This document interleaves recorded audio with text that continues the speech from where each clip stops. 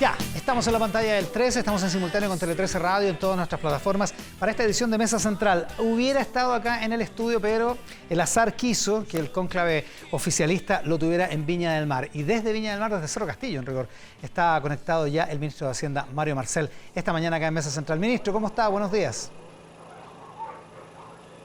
Buenos días, Iván. Buenos días a todas las televidentes y televidentes de Mesa Central. Un gusto estar con ustedes. Lástima no poder estar en el estudio, pero estamos en los preparativos, los preámbulos de este cónclave que hay hoy día acá en Cerro Castillo. Se perdió el cafecito, espero que el café en Cerro Castillo esté a la altura. Oiga, le quiero decir que el tema de la reforma previsional, en eso yo creo que hay un éxito del gobierno, se ha instalado como el tema principal de debate. Y la pregunta de cualquier chileno, porque esto realmente nos afecta a todos, es ¿cómo vamos ahí? ¿Desde cuándo, si es que el proyecto se aprobara mañana, por poner un ejemplo teórico, desde cuándo se empezarían a percibir los beneficios de esta reforma previsional en el esquema que está planteando el gobierno? Sí, bueno, la propuesta de reforma previsional que ha hecho el gobierno es una reforma que tiene como objetivo incrementar las pensiones actuales y futuras, y por lo tanto está previsto que una vez que fuera aprobada en el Congreso, los aumentos de pensiones puedan comenzar dentro de los 6 meses siguientes. Hay un calendario y algunas cosas que empiezan después de 4 meses, otras de 6 meses, pero para todos los efectos prácticos hay beneficios que comienzan a aplicarse de inmediato. A los 6 meses. Y en régimen, este aumento de la cotización se daría en 6 años a razón de 1% más cada año, ¿no?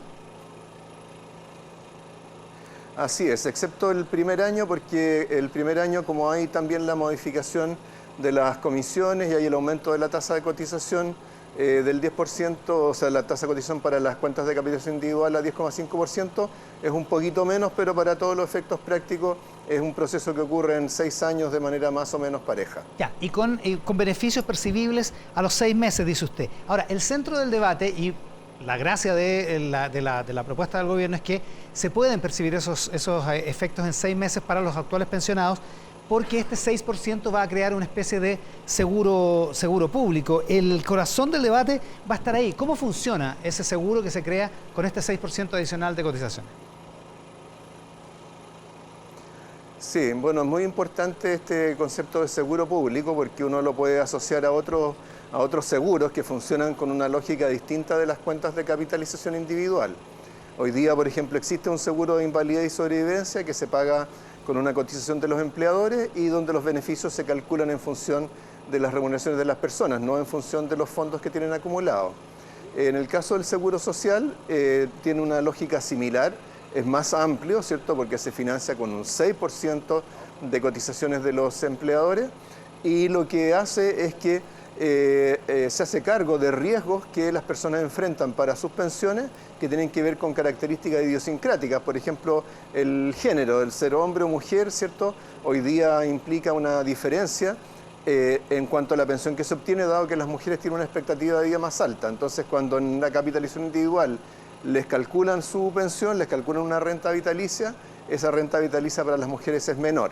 Lo que va a hacer el seguro social en ese caso es compensar toda esa diferencia y por lo tanto va a igualar las pensiones de hombres y mujeres para similares circunstancias. Entonces esa es una de las contingencias, por así decirlo, o características idiosincráticas que va a cubrir el seguro. También va a ayudar a las personas que han tenido menores rentas durante su vida laboral, pero que han hecho un esfuerzo de cotización a lo largo de los años. Va a apoyar a las personas que han tenido que dejar de trabajar para desarrollar labores de cuidado en el hogar, de un adulto mayor, de un discapacitado. Entonces, ese en el fondo tiene la lógica de un seguro, en el sentido que se financia con las cotizaciones de los empleadores y por otro lado cubre estas contingencias que lamentablemente el régimen de capitalización individual no puede resolver. O sea, hay que mirarlo así, digamos, como un seguro compensatorio, por decirlo así, de las deficiencias o de las diferencias que la vida y la historia de las personas y también circunstancias esenciales provocan en la pensión. Exactamente, y para los actuales pensionados, ¿cierto?, les va a incrementar su pensión porque les ha tocado vivir trabajar en un periodo largo en el cual hubo muchas lagunas previsionales para algunos, en que les tocó vivir crisis económica y donde, ¿cierto?, venimos de rentas que en el trabajo fueron menores, ¿cierto?, a lo largo de los años y que fueron creciendo de a poco. Entonces, este componente de solidaridad intergeneracional lo que va a hacer es que a todos los actuales pensionados le va a agregar un beneficio adicional calculado como una 0,1 UF por cada año cotizado. Entonces, por ejemplo, para una persona que cotizó durante 20 años, le va a generar un beneficio adicional a su pensión mayor a 60.000 pesos mensuales, que se va a sumar a la PGU en 250.000 pesos, ¿cierto?, en la propuesta del gobierno, más lo que haya acumulado en sus fondos individuales. Y con eso, sobre todo para personas de bajos ingresos, van a lograr lo que se llama una tasa de reemplazo cercana al 100%. En otras palabras, que su pensión total va a ser muy similar a la remuneración que tuvieron antes de jubilarse. Ya, que sería un cambio considerable respecto de lo que hay. Reservemos por un momento cómo va a funcionar eso.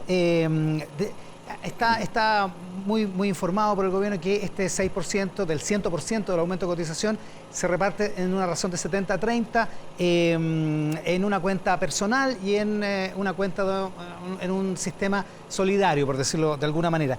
De esa cuenta personal, cuenta nocional, en fin, usemos el término que usted prefiera, el goce de esa cuenta, de lo que se ahorra en esa cuenta, de la rentabilidad que tiene ese fondo, esa plata, ¿el goce para una persona es el 100% o se comparte esa plata y esa rentabilidad eventual?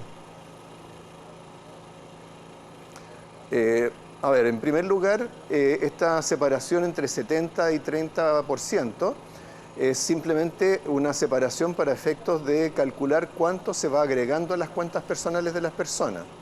Entonces, el 70% corresponde a la parte que se agrega proporcionalmente a su remuneración.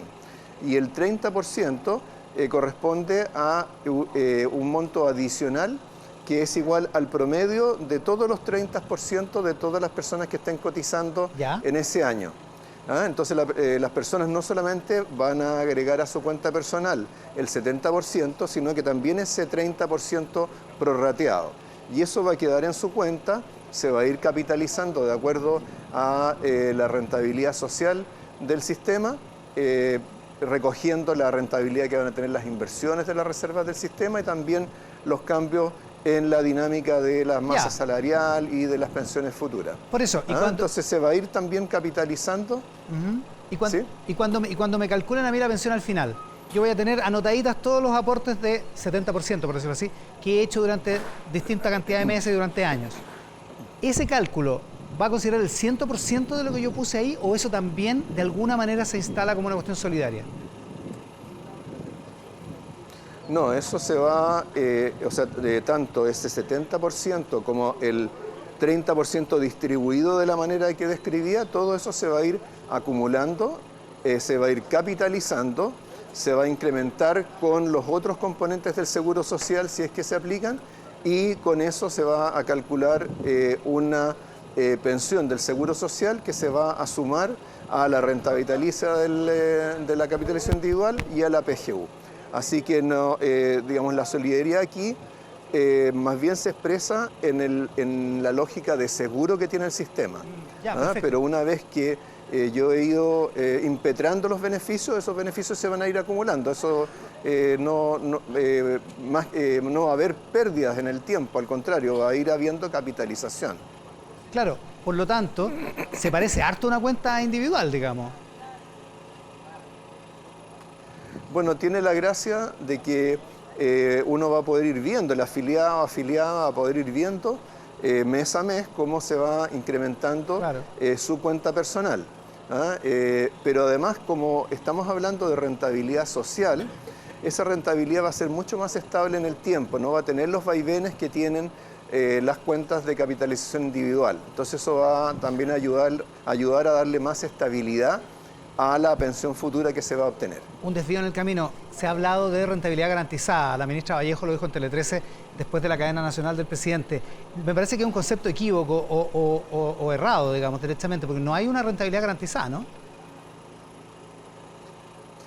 Lo que hay es hay una garantía o hay un seguro que le garantiza que lo que va acumulando en su cuenta no va a ser menor a un cierto monto.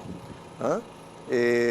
Pero por las rentabilidades sociales que uno puede calcular para adelante, en principio ojalá eso no vaya a ser necesario, pero uno tiene siempre esa seguridad en caso de que hubiera algún percance en el camino. Perdone, no, es que no entendí. O sea, entonces sí va a haber un seguro que va a garantizar un nivel de rentabilidad.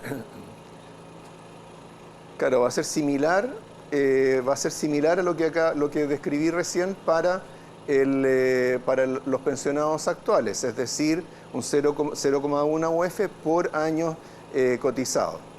Y ese es un Entonces seguro. eso nos va a asegurar de que no haya un retroceso en los fondos que se acumulan en el tiempo. Ya, y eso es un seguro que pone el Estado, por decirlo así. Un aval, digamos, que pone el Estado. Lo va a poner el sistema, efectivamente. Y más o menos en ese rango, 0,1 UF por año cotizado. Exactamente. Ministro, David Bravo decía el otro día que encabezó una comisión así como la suya, respecto del tema de pensiones. Decía el otro día en una entrevista en La Tercera que con la PGU el análisis tiene que ser distinto a antes de que existiera la PGU. ¿Se puede ver qué es lo que propone o que teoriza David Bravo en esa entrevista? ¿Se puede usar la PGU como factor de corrección y no crear un seguro como el que se está creando y hacer más sencillo el sistema usando el instrumento de la PGU? Bueno, para que la PGU cumpliera ese papel, obviamente habría que definirla de otra manera, pero sobre todo necesitaría mucho más recursos. Ya. ¿Ah? O sea, pensemos que si quisiéramos que a través de fondos públicos se hiciera todo lo que se quiere lograr con la cotización del 6% de los empleadores, bueno, se requeriría que el Estado generara recursos aportara recursos por esas magnitudes. Ajá. Ahora esas son magnitudes bien significativas, o sea, en el fondo el Estado tendría que aportar el equivalente a un 6% de cotizaciones de los empleadores, que siendo 6% de la masa salarial equivale más o menos a 2 puntos del producto. O sea, requeriría, si tomamos como referencia la reforma tributaria que estamos discutiendo, requeriría que la reforma tributaria fuera 50% superior a lo que ya es en términos de metas de recaudación.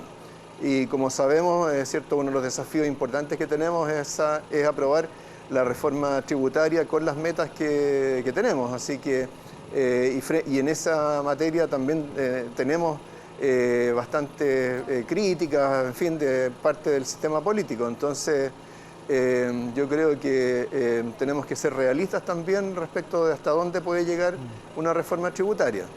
O sea, como dice Joan Manuel Serrat, nunca es triste la verdad, lo que no tiene remedio.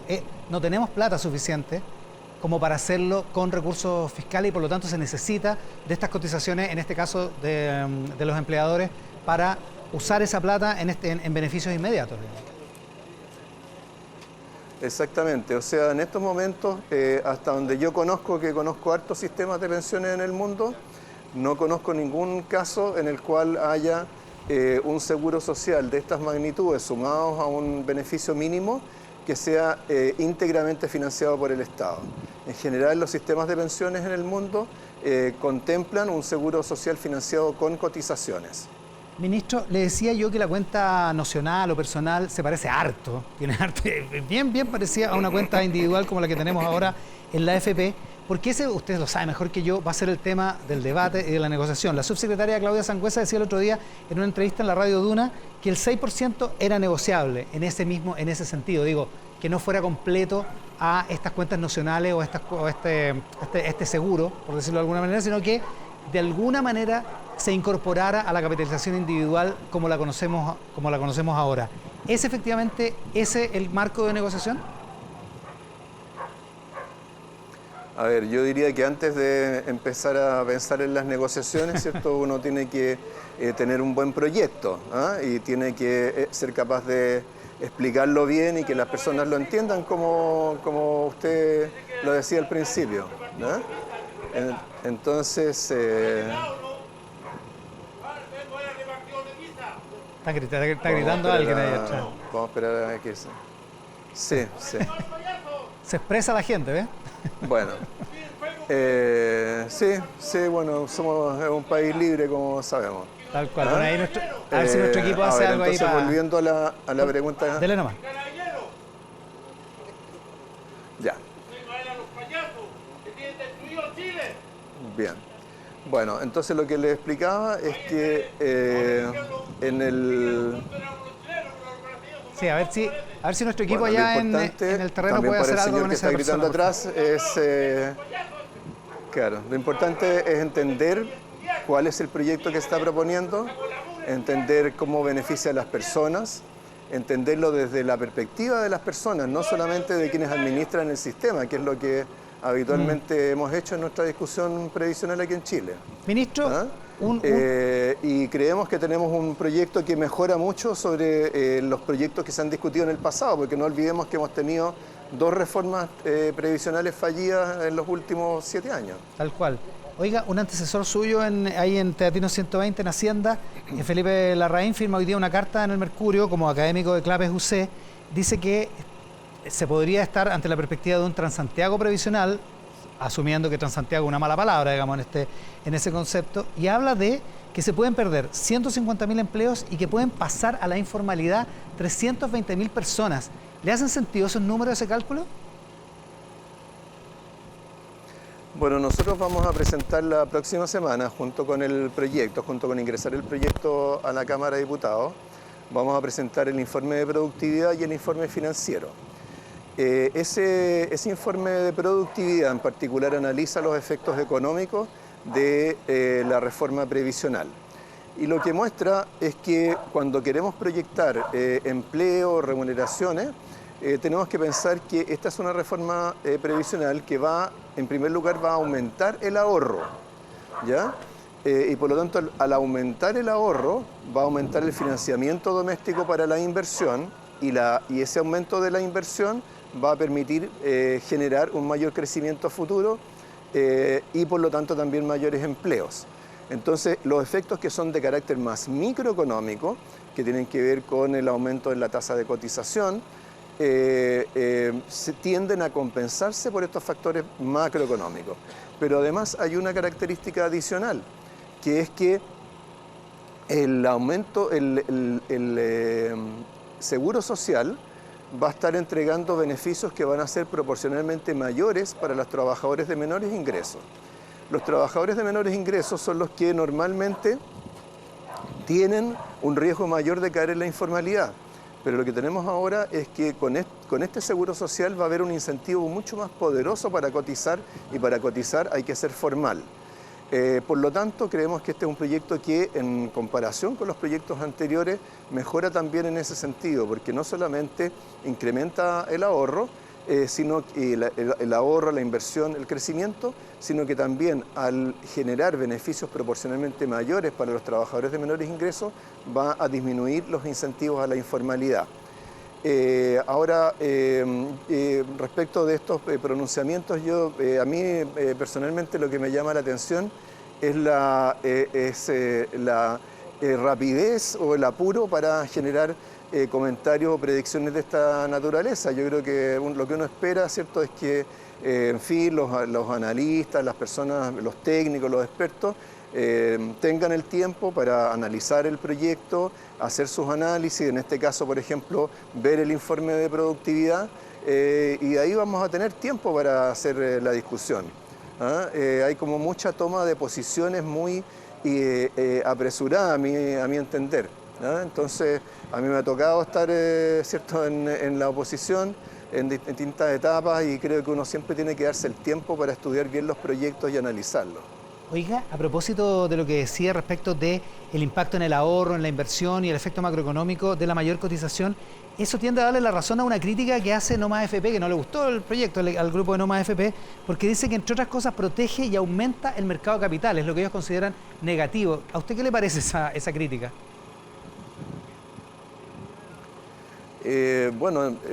Siendo economista, habiendo sido presidente del Banco Central, me gustaría pensar, ¿cierto?, que un mercado de capitales profundo y que funcione bien es algo nocivo para el país, o que uno debería tener como propósito destruir o debilitar el mercado de capitales. El mercado de capitales es lo que hoy día permite que exista financiamiento en pesos de largo plazo para financiar proyectos de inversión, para financiar al propio gobierno, ¿cierto? El gobierno emite deuda en el mercado doméstico, lo hacen distintas entidades, se financian también proyectos de inversión, proyectos de infraestructura, el crédito hipotecario se genera o se alimenta del mercado de capitales de largo plazo.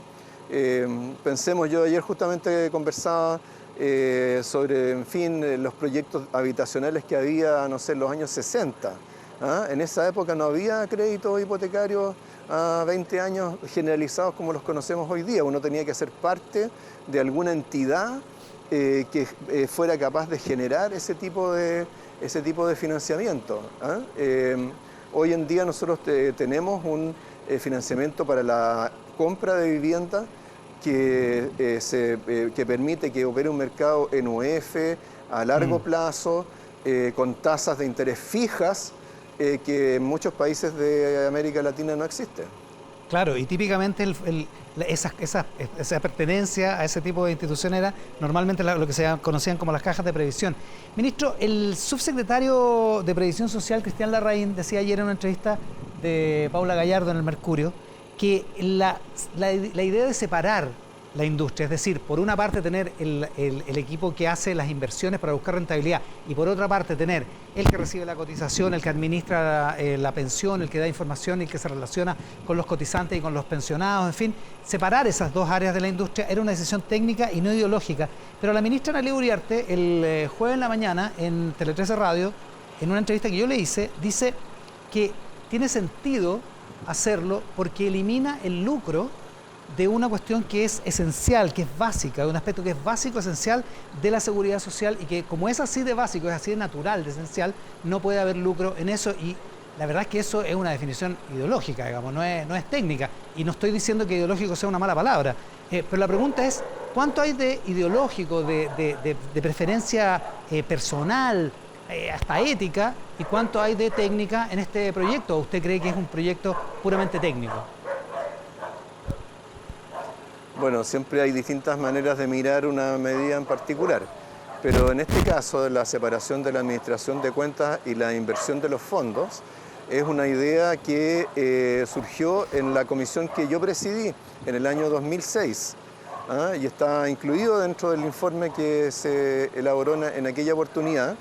En ese momento las opiniones estuvieron más bien balanceadas, por lo tanto no fue parte de las recomendaciones más formales, pero estaba explicado y está desarrollado justamente en el informe de esa comisión. Este es un tema que ha estado en el análisis sobre sistemas de pensiones de capitalización por mucho tiempo. Hay muchos estudios del Banco Mundial sobre la materia, he visto también estudios del Fondo Monetario, hay harto trabajo detrás y mucho análisis técnico, como dice usted. ¿Y cuál es el punto de vista técnico respecto de la separación de estas funciones?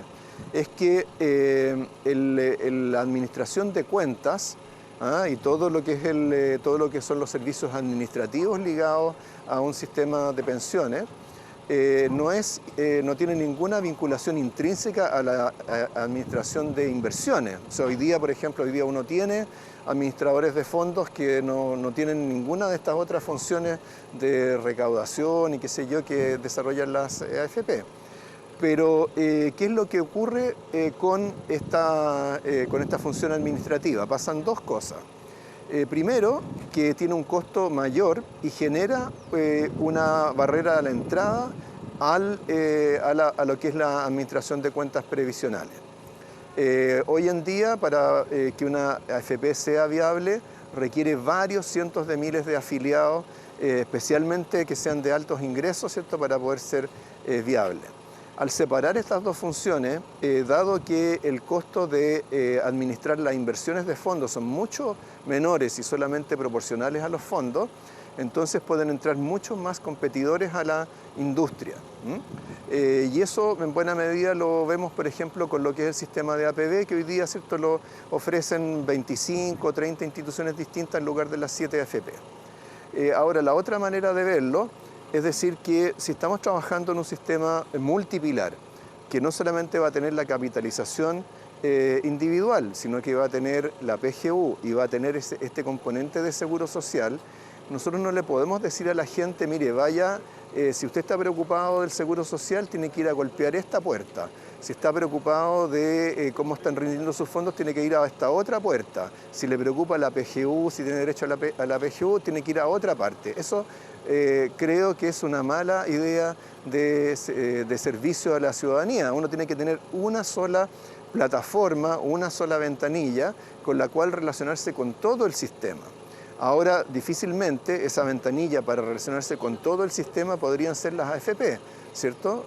¿Por qué las AFP tendrían que hacerse cargo del seguro social, de informar sobre el seguro social, cosas de ese tipo? Entonces, además, ¿cierto? Cuando uno tiene una contraparte que le informa, pero que es también parte interesada, tiene conflictos de intereses porque le está ofreciendo un producto determinado, como en el caso de una AFP, también, ¿cierto? Hay riesgos de que esos conflictos de intereses se transfieran o se reflejen en el tipo de asesoría que se le da a las personas. Entonces, por eso es mejor tener una sola plataforma, en este caso administrada o gestionada por el Estado, lo cual no quiere decir que es cierto, el Estado vaya a administrar cada función, muchas de ellas pueden ser subcontratadas, pero una sola ventanilla que le dé una información independiente, una información precisa y completa sobre su sistema de pensiones. Eso es lo que estamos buscando y eso, desde mi punto de vista, es una definición bien técnica. Ministro, hoy día también en el Mercurio aparece una carta firmada por el presidente de RN, el senador Chaguán, y el presidente de la UDI, el senador Macaya. Ambos dicen, entre otras cosas, se preocupan por la gobernanza que va a tener el sistema, digamos, en términos de la administración de las cuentas y principalmente de las platas, de modo que no sean capturadas por el poder político de turno, y critican muy severamente el proyecto, lo que esta es una pregunta doble. Por una parte, ¿cuál va a ser la gobernanza que va a tener esto? Y segundo, ¿cuál es la perspectiva de negociación, de acuerdo político? Porque con esa posición de Chile Vamos o de una parte de Chile Vamos, parece que va a ser una negociación difícil. Bueno, como decía hace un rato, la verdad es que uno esperaría, ¿cierto?, que los actores que van a ser parte del debate, del trámite legislativo de un proyecto como este, se den el tiempo suficiente para estudiarlo, para evaluarlo. Acordémonos siempre que en el trámite legislativo hay un extenso periodo de audiencias en que concurren distintos actores y van dando sus opiniones. Creo que pocas veces hemos visto proyectos en los cuales haya tanto apresuramiento por trazar líneas rojas, siendo en este caso como un proyecto que tiene la importancia que tiene para la ciudadanía. Pero más allá de eso y confiando siempre que en el trámite legislativo se puede dialogar con mucha mayor flexibilidad, habría que decir que en el caso de gobernanza, aquí tenemos dos entes públicos, ¿cierto? Uno es el administrador público autónomo, que es el que va a administrar esta plataforma de servicios de todo el sistema de pensiones, y el otro es el inversor público de pensiones autónomo. Los dos tienen esta A, ¿cierto?, en su sigla, que lo que refleja es que van a ser autónomos, independientes del gobierno, van a tener consejos que van a tomar sus decisiones más importantes, que van a ser nombrados con independencia del poder político, en que no van a poder ser removidos los consejeros por cuestiones políticas, particularmente en el caso del inversor público de pensiones autónomo. Va a tener un consejo de características muy similares a la del Consejo del Banco Central y, como sabemos, ¿cierto?, esa institucionalidad nos ha dado garantías durante muchos años de autonomía y de profesionalismo en las decisiones, que en este caso para las decisiones de inversión de los fondos, por supuesto, va a ser particularmente importante, ¿no? Por supuesto, siempre estos temas uno los puede perfeccionar, trabajar en la discusión legislativa. Nosotros no entramos a la discusión legislativa con una actitud cerrada. Por supuesto, tenemos que explicar nuestro proyecto, pero cuando ya entremos en el trámite legislativo, por supuesto que escucharemos todas las buenas ideas y sugerencias, propuestas que vayan surgiendo. En eso el gobierno ha dado muestras, me ha tocado a mí en el caso de la reforma tributaria, hemos dado muestras de tener esa capacidad para escuchar. Y ojalá que haya la misma capacidad de todos los sectores, pues y así vamos a poder cumplir lo que yo creo que la gente quiere, que es que haya una reforma de pensiones. Yo creo que el sistema político no se puede dar el lujo de tener una tercera propuesta que no sea capaz de fructificar. Ministro, oiga, mi editor me va a matar, pero lo último, ¿el trámite de esta reforma previsional es de alguna manera un seguro para evitar nuevos intentos de retiros de fondos previsionales? ¿Lo ve así usted?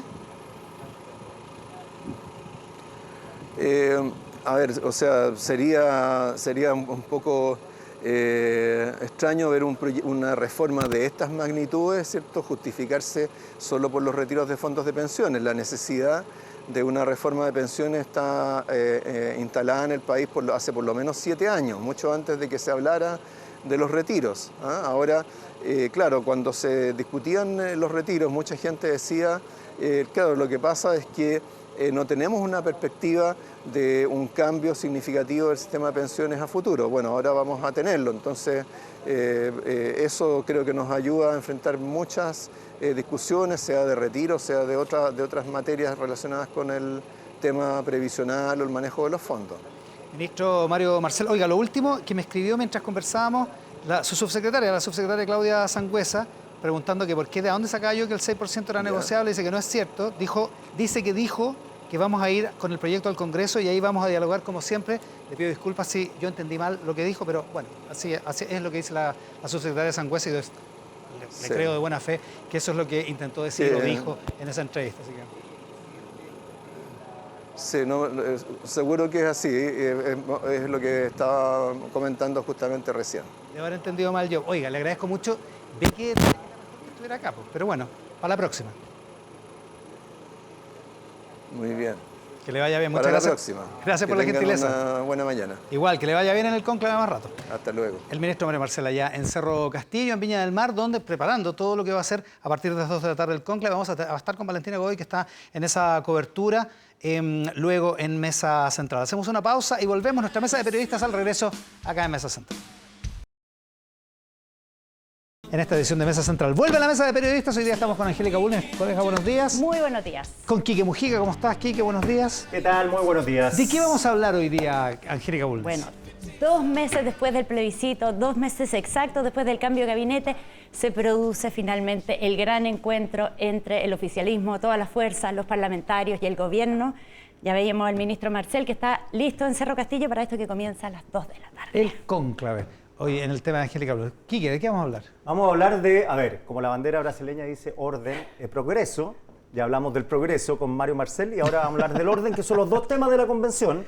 Al final los más importantes para esta cita. Los 2 temas del cónclave. Claro, sí. Orden público el principal, a mi modo de ver. Y el orden público sufre una crisis y una de las razones que se ha dado es precisamente la falta de legitimidad de la fuerza pública, ¿no es cierto? Lo dijo hoy día en la entrevista a Carolina Toá a Juan Andrés Quesada en La Tercera, cuando dice una democracia no funciona sin policías legitimadas.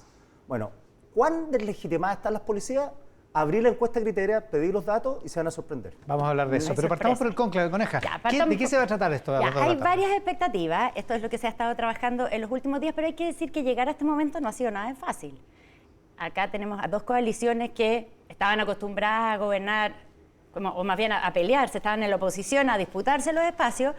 Empiezan a gobernar juntas y recién en mayo los partidos de las 2 coaliciones deciden empezar a juntarse de cara al plebiscito. Empezaron a hacer reuniones semanales. En mayo, o sea, 2 meses de iniciado el gobierno. Claro, exactamente. Y después del plebiscito del 4 de septiembre, esas reuniones se acaban. Se acaban y recién se retomaron la semana pasada, lo que te habla de cómo quedaron las relaciones después del trauma que ha significado el 4 de septiembre. Se retomaron, de hecho, ¿se acuerdan que hace dos domingos el senador Juan Ignacio Latorre dio esta entrevista en El Mercurio en que dijo no venga la exconcertación a decirnos a nosotros cómo tenemos que hacerlo? Cuando dejó la grande. Ya, al día siguiente hubo comité político en La Moneda y empezaron a sacarse los ojos en esa reunión de los distintos sectores, y entonces en algún momento de ese comité político alguna de las ministras dice, oye, este no es el lugar para esto, esta es la reunión de coordinación con el gobierno. Y entonces dicen, bueno, ¿cuál es la instancia si no nos estamos juntando? Y entonces ahí, creo que el viernes de la semana pasada se reúnen de vuelta en Convergencia Social, en la sede de Convergencia Social, para empezar a volver a articularse. Pero esto te habla de que, ¿por qué hay tanta expectativa con esta reunión que se produce hoy día de todas las fuerzas? Porque no es tan fácil juntarlas, no es tan fácil coordinarlas. Bueno, Claro, y no es un problema de agenda, no es un problema de las dificultades de esa conversación. Exacto, ya te dice algo que se le haya llamado cónclave. Que Claro. ya tenga ese nombre tan grande. Bueno, ya. Un poco ampuloso. Ya vimos, el presidente ayer subió una foto en Instagram diciendo que ya estaba allá, que se había ido a Cerro Castillo a preparar, hizo un llamado como a lo colectivo, puso lo importante de lo colectivo para avanzar.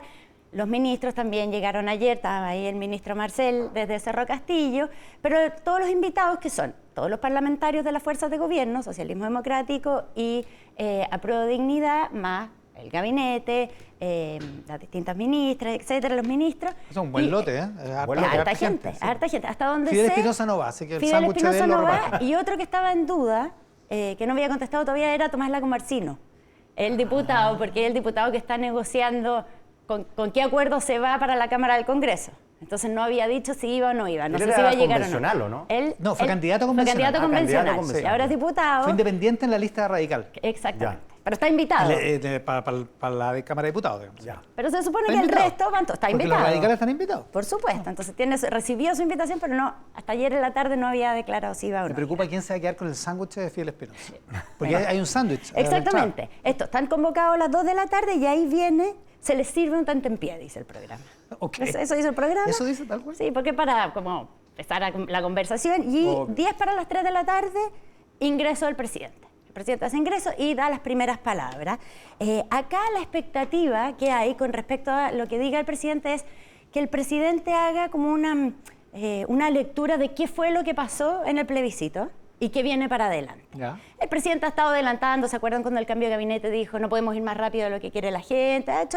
Pero quieren una lectura que lo ideal es que esa lectura, en un mundo en que existen distintos diagnósticos, pueda ser incorporado por todos, o sea, que sirva de base como para tener una suerte de diagnóstico común. No creo que el presidente se vaya a meter demasiado en Honduras en eso porque puede generar divisiones. Cada vez que hablan de un diagnóstico, tienes que buscar responsables, bueno, entonces...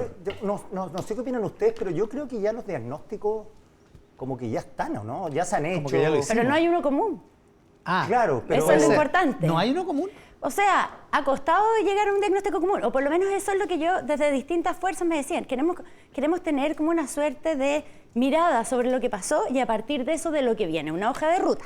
No si estará van a sobre- salir que fue culpa de los medios de comunicación, de las fake news y todo eso. No, la yo verdad creo que va a ser una cosa más un porque la gente es sobrevuelo tonta. general. la gente es tonta, que el No, facho pobre. porque bueno, es que ahí van a entrar en disputa los dos sectores, por eso son difíciles los diagnósticos. Sí, lo que sí es importante, y lo que habla hoy día Carolina Tobar en la entrevista que mencioné, es que necesitan una agenda post-plebiscito. O sea, Claro. Exactamente. pararse del knockout y partir casi otra pelea. Es bien crudo lo que dice Carolina Toá Sí. en esa entrevista. Y es bien interesante porque en el fondo lo que reconoce es que el gobierno está groggy.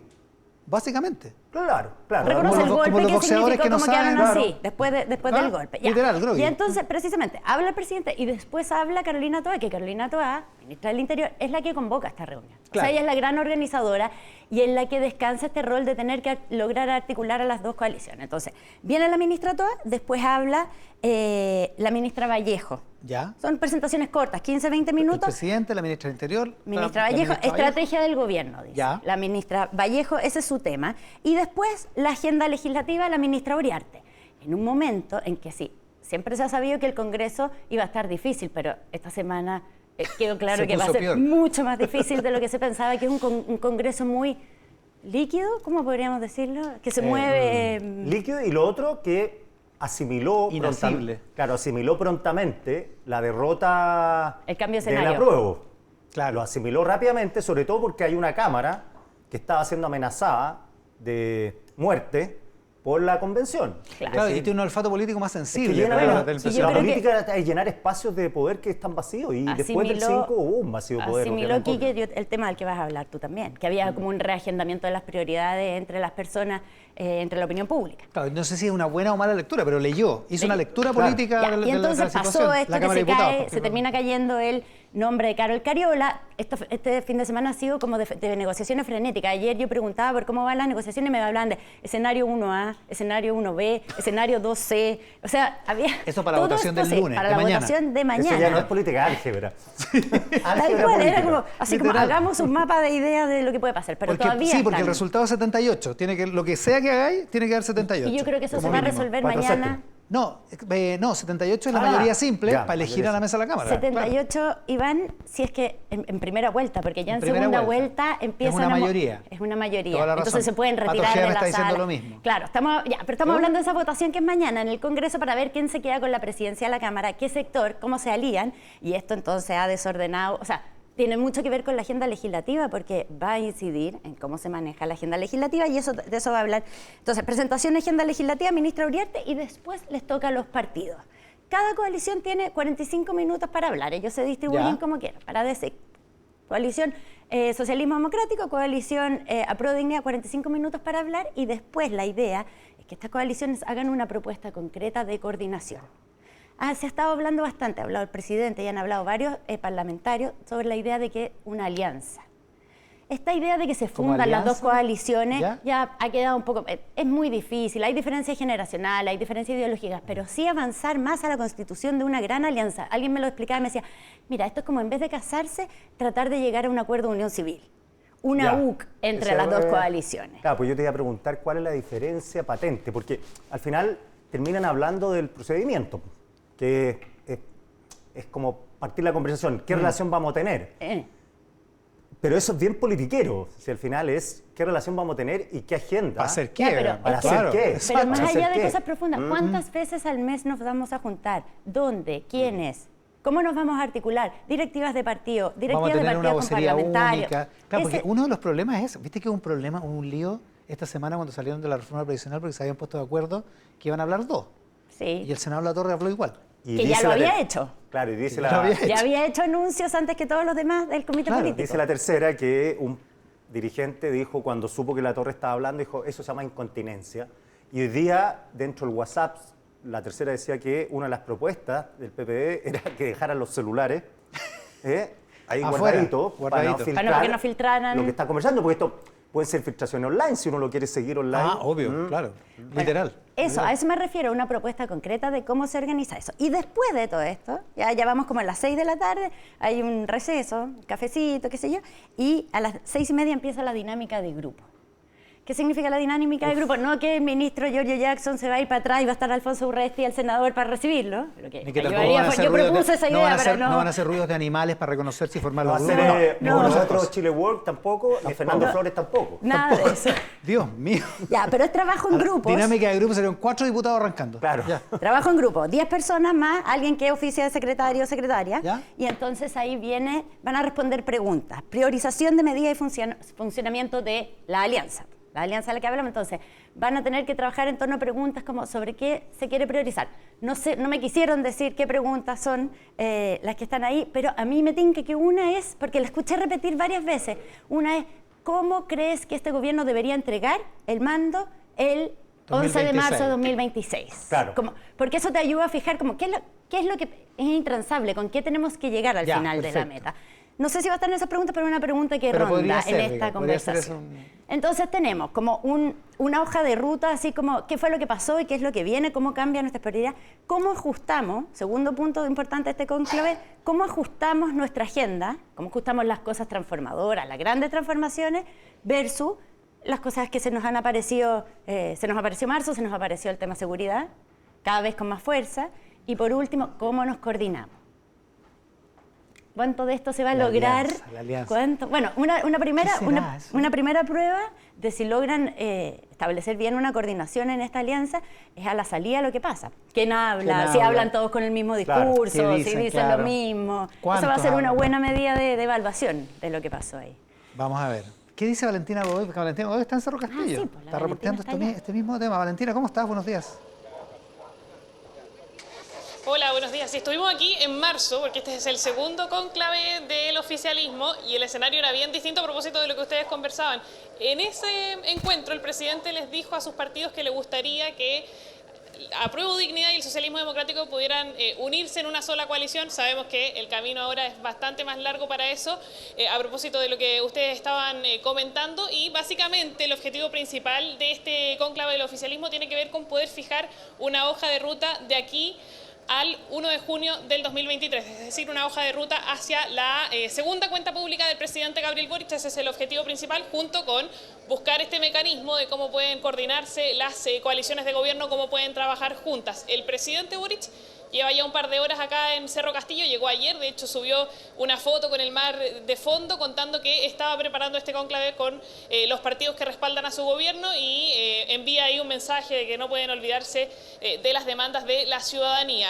Han estado también aquí por varias horas los ministros del Comité Político. De hecho, ustedes hablaban con el ministro Marcel hace un rato. Él también está desde ayer aquí en Cerro Castillo. Vimos llegar a la ministra del Trabajo, Janet Jara, pero el grueso de los invitados, que son los parlamentarios, los presidentes de los partidos del oficialismo, van a llegar cerca de las 2 de la tarde para este encuentro que es bien extenso. Ya Angélica daba los detalles de este itinerario, pero hay que pensar que vamos a tener probablemente una vocería de la ministra Camila Vallejo, de otros integrantes del Comité Político, cerca de las 9 de la noche con el balance. Vamos a estar, por cierto, atentos a quienes desistan antes, siempre en este tipo de encuentros con tantos parlamentarios.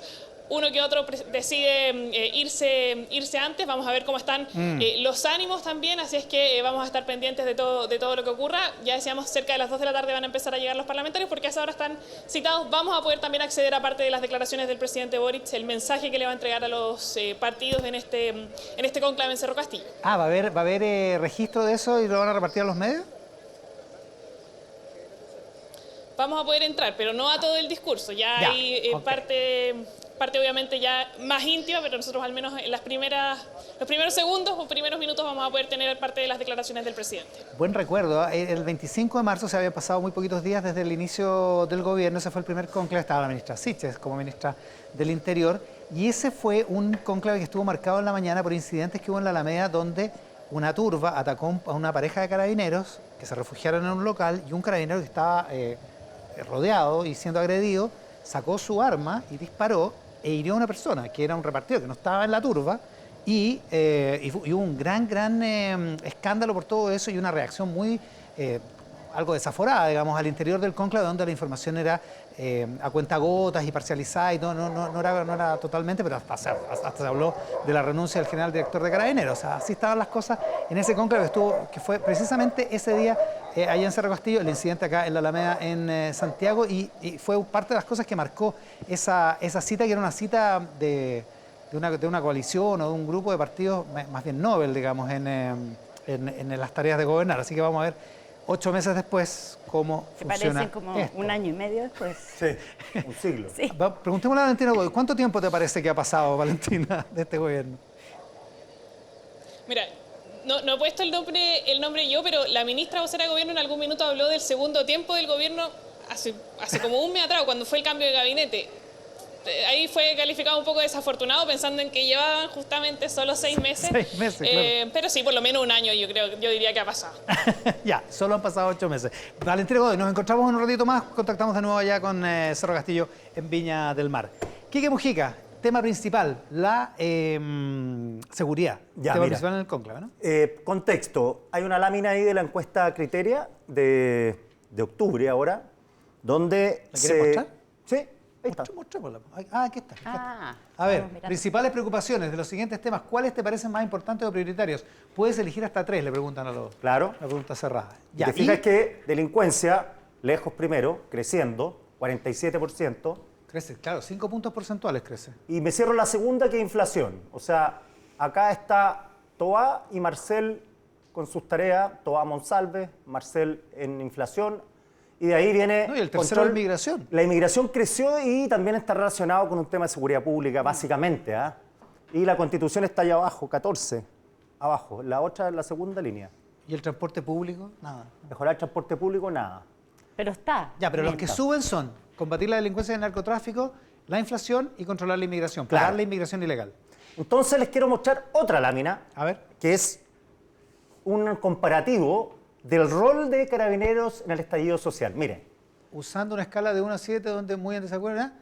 ¿qué tan de acuerdo estás con las siguientes frases? Pregunta cerrada. Los carabineros incitan a la violencia durante las movilizaciones. Mira, enero del 2020, 53% estaba de acuerdo, o muy de acuerdo. ¿Ya? Hoy día solo el 28% está de acuerdo y, por ende, el 57 están en desacuerdo con esa cita. Los carabineros dañan a los manifestantes intencionadamente. En enero del 2020, o sea, recién el estallido social, un 51% estaba de acuerdo o muy de acuerdo con esa frase. Claro. Y ahora es un 31%, o sea, ha bajado 20 puntos Y en porcentuales. desacuerdo con esa frase ¿Ya? está el 53%. Ahora, en octubre del 2020. Y la tercera frase, en los desmanes y destrozos de las manifestaciones participan carabineros infiltrados. Esa no fue medida en todos los meses, por eso Claro, falta pero- una barra sí. acá. Pero era 50%, la Sí. mitad de la gente creía que había carabineros, casi digo otra cosa, carabineros infiltrados en las manifestaciones.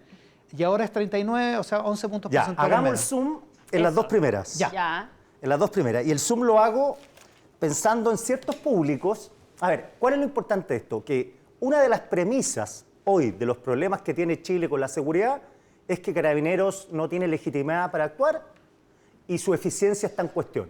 Saquemos Operación Huracán, saquemos el desfalco, vámonos a estas dos que son básicamente preguntas de calle. Claro, sobre control de orden público. Control de orden Esto público. no es Camilo Catrillanca. No, Son- esto es control de claro. orden público. Entonces, por eso es tan importante esto, sobre todo, como dice hoy día Ascanio Cavallo, de una de las pegas que tienen que hacer en este cónclave es bajar este efecto inhibitorio que tiene el uso policial en sectores del Partido Comunista, el Frente Amplio, básicamente. Claro. Que, Y ahí está la declaración que hizo la ministra Toa hace 2 semanas, Claro. diciendo que La de cuando los la derechos policía humanos. usaba fuerza para detener a alguien que no se podía detener de otra manera, era legítimo. Claro, como, no era un atentado a los derechos Exacto. humanos. como dice hoy día Ascanio, que ese sectores son más dados a la explicación del Exacto. problema que al castigo. Que el castigo. Eso Entonces, veamos. Entonces, voy a hacer el foco en dos sectores que son súper importantes en esto. Abrí los datos, pedí a Criteria a Cristian Valdivieso que me los abriera y me los abrió, se lo agradezco, 18 29 años. En enero del 2020, a la pregunta, ¿Carabineros dañan a los manifestantes intencionadamente? Enero de 2020, el 71% sí. De los menores de 30. 18 29, ¿Ya? claro. Dicen sí, los carabineros. 71%. 71% pensaban. Hoy día, eso bajó a 49%. Chuta. Y que no dañan subió del 16 en enero al 30. O sea, siguen pensando que dañan, pero ese segmento que es Cambió el más radicalmente. propicio, suponemos, puede ser un estereotipo, pero el más propicio de apoyar al gobierno, de atacar a la represión de Carabineros, Bueno, bueno, que está en la calle, está más Son en la los más calle. proclives a estar en la calle, o sea, Claro. los que han participado Claro. más en las manifestaciones. y otro Claro. segmento que es muy, muy importante, el segmento D, el segmento más bajo de la población. ¿Ya? En enero, el 64% pensaba que los carabineros dañaban intencionadamente a los manifestantes. El 64%. Y el 24% decía que no. Enero del 2020. Hoy, octubre, mira cómo se revirtió la situación. A ver. Solo el 29% piensa Ya. que sí, o sea, En el estrato Ah, D. estrato D, y el 57% O sea, es como- dice es al revés. que no dañan a los Que no lo manifestantes. hacen intencionadamente. La Claro. proporción es como al revés. Tal cual. Claro. Lo que había totalmente hace al revés. 2 años. No, es impresionante. Entonces, bueno, ni les cuento el norte. El norte también se invirtió y todo, el 60%, antes decía el 60% que sí dañaban y ahora el 60% dice que no dañan. Y a la pregunta, la primera, incitan a la violencia durante las movilizaciones, que fue el gran tema. Claro. ¿Mm? Que O sea, provocaban a los provocaban, manifestantes. y está el claro. tema de los balines, de los ojos, Fabiola Campillay. Bueno, todo esto está en este contexto. Cosas que ocurrieron, digamos. Cosas que es ocurrieron, claro. Tampoco las inventaron. Claro, si el cuento es hasta cuándo esta premisa, que está claro que no es solo la premisa de la élite, por las cifras que vemos. O sea, la gente en su mayoría pensaba que los carabineros dañaban a los manifestantes y que incitaban a la violencia. Eso es, Y así las cosas, es imposible que cualquier actuación de carabineros fuera legítima. Claro. La pregunta es, ¿cuál es, o sea, que no tiene respuesta, pero cuál es la anomalía? ¿Lo que pasaba antes o lo que pasa ahora? Ah. En términos de O ambas. resultados. O ambas. Bueno, una Eventual- población muy eventualmente. cambiante. ya, los carabineros incitan a la violencia, segmento 18-29, en enero del 2020, el 68% decía sí, los carabineros incitan a la violencia, enero del 2020, 18-29 años. Hoy eso bajó al 43%. Y el 20% decía que no incitaban a la violencia, ¿Ya? 20 poco, hoy día eso subió al 39%. Se duplicó. Duplicó, claro. Y en el segmento D, que es el que nos importa también, porque son las personas que están más expuestas a la violencia, llámese como se llame. O sea, esto no es solo Plaza Italia. Claro. Esto es más amplio, el concepto. Esa es lo que uno puede extrapolar. El segmento en enero, el 63% del segmento D pensaba que sí, los carabineros incitaban a la violencia. Sí, lo incitan. Hoy eso bajó al 24%. Y el 29% que decía que no incitaban a la violencia, que era la minoría, hoy día subió al 63%, que no incitan a la violencia. Es decir, se revirtió totalmente, o en buena parte, la imagen que había sobre dos ítems muy claves para reprimir, se revirtió esa situación. La pregunta es si es suficiente con eso como para relegitimar o reotorgar legitimidad Yo creo a que la acción esto de carabineros. es Digamos. un insumo para tomar en cuenta, no es definitivo. Sabemos que la gente cambia de percepción Sí, claro. rápidamente. Digo, si hay una represión desmedida de carabineros por algún hecho particular, Obvio. esto se puede revertir. Pero creo... Pero la reacción no sería la misma que la que yo mencionaba sobre el 25 de marzo. El día que el carabinero dispara, termina Claro. hiriendo a un repartidor. Claro, Claro. claro. Probablemente porque hoy día la no verdad- sería la misma ¿Te reacción. acuerdas lo que pasó al día siguiente cuando apareció el video de la golpiza que Claro. estaba recibiendo el carabinero? Claro. O sea, ahí como que cambió un poco la percepción, Sí. pero la reacción automática, inmediata fue liquidar al carabinero. Ahora, claro, los horrores de esto es decir, bueno, Carabinero entonces tiene manga ancha para reprimir y hacer lo que quiera porque la gente lo apoya. Es un error. Sí. Es No, volver a tiene repetir los tiene errores. una oportunidad para volver a relegitimarse. Esta es por una supuesto. oportunidad para volver Claro. a legitimarse. Este es un insumo, uno de tantos que debe tener en la mesa el gobierno para decir, ¿sabe qué? Porque más allá de los datos particulares, sí revelan, tal como en enero del 2020 revelaban algo, un estado de ánimo, acá también revela un estado de ánimo de la situación actual que no es totalmente causa-consecuencia de la pregunta, sino que más bien hay demasiada delincuencia. La gente cuando opina así, no opina necesariamente pensando, digo, en Plaza Italia, sino que más bien Ya, es una ¿Qué está sensación. pasando A ver, en mi sector? O sea, lo que no es que haya bajado el furor, digamos, sino lo que pasa es que la realidad es distinta. Claro, porque ¿Eso? estoy pensando en la gente, partido la U, portonazo, entran todas Daddy Yankee. y nadie los puede controlar. Daddy Yankee, nadie los puede controlar. Están tomando terreno. Eso es lo que le pasó a la familia Easton en Quillota. Quillota. Claro. Lo que escribe Iván Poduje ayer. Hectáreas y hectáreas de terrenos tomados, Carabineros no puede hacer nada. Entonces hay como una sensación de, más allá de palo más, palo menos, que no es el caso y no es la idea de hablar de eso, es más bien, bueno, Carabineros tiene que tener un espacio que se lo da al poder político, como dice Carolina todo hoy día. Hay un pacto social y ese pacto social es un uso legítimo de la fuerza. Y eso, Claro, pero ese pacto social fue el que se Exactamente. Pero yo vino creo que abajo lo con el que, estallido lo que está social, pues, diciendo el Coneja. Quique es bien importante, que, o sea, el cambio en esta... No es tan como que uno dice, ah, la gente cambió. No, pues que cambió mucho el escenario. En enero de 2020 veníamos de... O sea, ¿dónde aparecía fundamentalmente el tema de Carabineros? En las manifestaciones Claro. en la Plaza Italia. Y hoy día estamos en otra discusión en torno a Carabineros. ¿Dónde aparece Carabineros? No tengo suficiente seguridad, hay portonazo, hay asalto. Y entonces, ¿a dónde veo a Carabineros? No pudiendo actuar en lo que está pasando cercano a mí. claro, porque Entonces tiene sentido que la gente, no es que la opine gente sea distinto. tan veleta, Lo sino que- que, lo que- claro, lo responde que- a lo que le está pasando. también. Exacto, porque lo que la tesis esta de Ascanio, la explicación del castigo, yo creo que ni una ni la otra, sino que son complementarias totalmente. Pero hay un modo que estuvo dado a la explicación, cerca de octubre, y ahora hay un modo más dado al castigo. Yo creo que hay una justa media, que esa es la política pública, de actuar ya, ipso facto, pero también pensar a largo plazo. Porque, por ejemplo, lo que se está viendo hoy día en las cárceles, dentro de las cárceles, es un tema que en Chile no se conocía. O sea, las cárceles se transformaron en las oficinas matrices del crimen organizado. Claro. Hay un componente... Le faltan las secretarias, ¿no? Sí, y esto quizás me critiquen mucho, hay un componente que tomar en cuenta, que es la inmigración. Hay que tomar en cuenta, inmigración, no delito. Bueno, la En términos del tercera, la traspaso. tercera Uno dice preocupación esto, que uno parece. decía esto en octubre y te acusaban de racista, xenófobo. Entonces ahora es poner un poquito el freno a mano y asumir el problema, porque el buenismo tiene ese problema, que la retórica no lleva a nada y es peligrosa. Entonces, si viene ahora un populista y dice mano dura, en este modo en que estamos, mano dura es mano dura, manga ancha. Claro, capaz que prenda el tiro. Ya, pero ahí O sea, por estos números. Con tío. esos números, te claro. devuelvo al cónclave, que es, en el fondo, más allá, la gente está pensando, sabemos que estas dos cosas pasan y que pueden pasar en distintos escenarios, lo que vemos en la encuesta de enero de 2020 y lo que vemos... Entonces, ¿cómo procesa eso el sistema político, Claro. los gobernantes? ¿Cómo se hace cargo? ¿Cómo se hace cargo? Como sin dejar de ver que pueden pasar las dos cosas.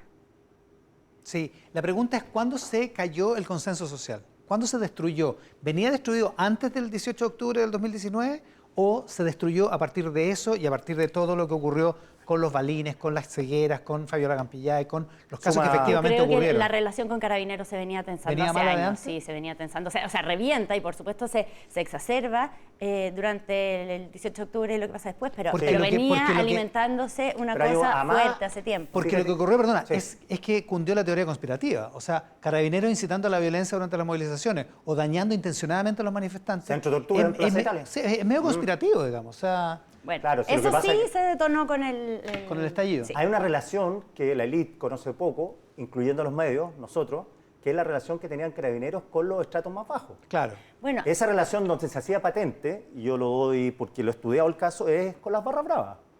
O sea, toda la semana la barra de la U, la barra de Colo-Colo sobre todo, después se sumaron el resto, era un enfrentamiento con policía, era casi una rutina. Claro. Eso Casi, te iba a entonces, decir. Y la relación clasista que hay entre la... y que Es es, que yo la de Mira, todos primera los vez países, que vi, digamos, o de muchos primera países. vez que vi a gente con sombreros de Carabineros que se lo habían robado, fue en los de abajo. claro. Claro. Y Era un como trofeo. trofeo guerra, era como Trofeo. robarle el paño. ¿cómo Mira, dice? déjame agregarte un dato. En el libro Desiguales que hizo el PNUD, este famoso libro que hemos comentado muchas veces, 2016, 2017. Puede ser, sí. Ya, hay un momento en que le preguntan a gente de distintos estratos socioeconómicos por Carabineros y la pregunta que les hacen es, ¿qué pasa si usted está en su barrio, en su calle y ve en la esquina un carabinero?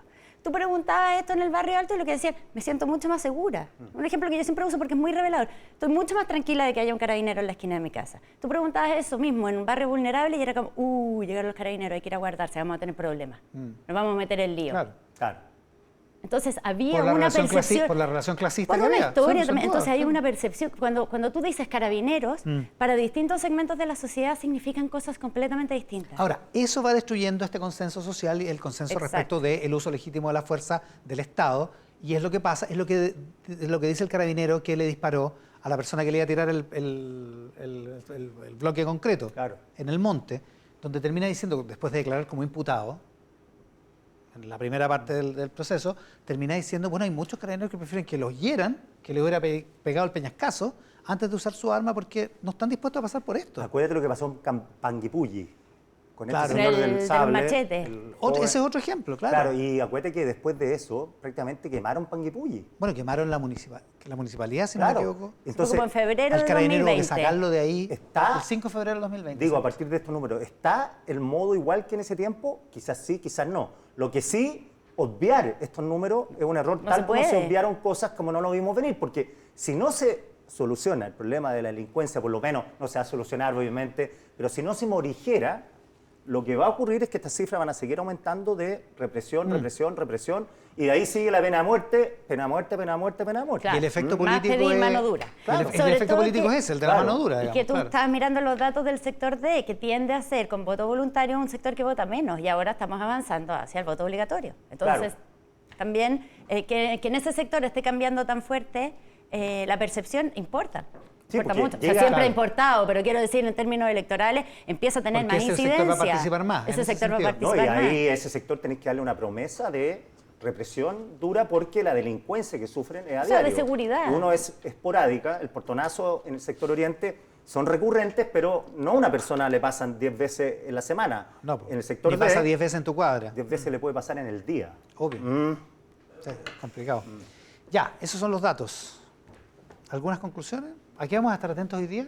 Lo Bueno, que y en la decíamos, semana. quién habla? ¿Quién se va antes? Como decía la Valentina, el que se arranca antes o la que se arranca antes, también es un tema. Pero vamos a ver, yo creo que durante la semana que viene vamos a estar revisando bastante qué surge de este cónclave, o sea, qué líneas más claras, qué importancia se le da al tema seguridad, que viene, la ministra Toa ha estado trabajando en avanzar en este acuerdo de seguridad, tuvo una reunión importante, pero no estaba la oposición en esta reunión en que hizo en la semana. Claro, Claro, se supone y- que se junta con la oposición esta semana. Exactamente. Y puede entonces sonar eso un es poco importante. extemporáneo quizá que esto se centre el tema constituyente y obvie delincuencia e inflación. En el fondo, si esos son los dos temas prioritarios. No quiere decir que el otro no se pueda seguir discutiendo, pero por lo menos como está el diseño de lo que uno ve del gobierno es que constituyente encárguese al Congreso y nosotros hagamos la pega diaria de mejorar las cifras contra la delincuencia. Oye, y es medio politiquero, pero es relevante para la acción del gobierno, y yo creo que en eso la ministra Uriarte lo leyó bien, digamos. El tema del acuerdo administrativo de la Cámara puede ser muy complicado para el gobierno, se le puede enredar mucho. Parece que lo que les importa mucho es que no se les desarme, o sea, incluso perderlo, pero que no se desarme El esquema su de base, comisiones, su base de acuerdo inicial, que no se siga cayendo parlamentarios tipo Lago Marcino, que no sabemos cómo van a votar finalmente. No, pues si además empieza a perder esos votos, ahí sí que estamos. Ya, Quique Mujica, Coneja Bulnes, Angélica Bulnes, en la mesa de periodistas de esta mañana, les agradezco muchísimo. Muchas gracias. Muchas gracias. Muy buenas. También con nosotros Michelle Lavé, economista jefe de Dominus Capital, ex asesora del Ministerio de Economía durante el gobierno de Sebastián Piñera. Michelle, muchísimas gracias por la gentileza de estar con nosotros, ¿no? Gracias a ti por la invitación. Hoy ya no vamos a hablar del petróleo, pero podríamos. Siempre podríamos, porque está Michelle Lavé se hizo complicado. famosa hablando de esto toda la semana, una cosa impresionante, hace 10, 15 años. Pero bueno, hablemos de pensiones. En principio, ¿qué te parece el proyecto que presentó el gobierno esta semana? Me parece un mal proyecto, fíjate. ¿Malo? Malo. Tiene cosas buenas. A ver, eso, ¿qué es lo bueno y qué es lo malo? Estamos por ahí. Lo malo es que no responde a al principal problema de las pensiones. Que las pensiones son bajas. ¿Ya? ¿Y por qué no responde? Porque al final lo que tú vas a tener es una promesa, ¿no es cierto?, de que este 6% que va a administrar el gobierno en una cuenta nocional, Ajá. te lo va a entregar en un vale por a una tasa de rentabilidad que calcula el mismo gobierno, que no va a ser la misma tasa de rentabilidad que tienen tus fondos, los que están invertidos en el 10%, y que además, si tú no haces ninguna medida para crecer, hoy día todas las reformas que tenemos son reformas anticrecimiento, y tú no tienes ninguna medida a futuro, ¿qué te hace pensar que tú vas a tener la plata que no tienes hoy día para pagar las pensiones, la vas a tener mañana? A ver, vamos por parte. Primero, un vale por. El ministro Marcel tuvo en la primera parte del programa, no sé si lo escuchaste. Ya. Él dice, esta plata va a estar ahí, va a crear un fondo. El fondo, de hecho, va a crear una mayor cantidad de ahorro que va a impactar en el mercado de capitales de manera positiva, virtuosa, creando crecimiento, posibilidades de empleo, aminorando las eventuales externalidades que puede tener el proyecto. Y la plata va a estar ahí porque además va a tener una gobernanza poderosa tipo Banco Central. O sea, da garantías de que la plata va a estar, digamos. Pero después dice que esa plata se va a utilizar para pagar el seguro, ¿no es cierto?, para pagar distintas cosas que se van a pagar hoy día. En parte, el 30% de esa plata sí. Exactamente. Entonces ya no va a estar el 6%. Ya, no va a estar el 100% de la plata. Exacto. Segundo, porque hay otra que se va a distribuir ¿qué pasa de inmediato. Si hay un terremoto? Eso es. ¿Qué pasa aquí? Si hay un terremoto. ¿En qué sentido?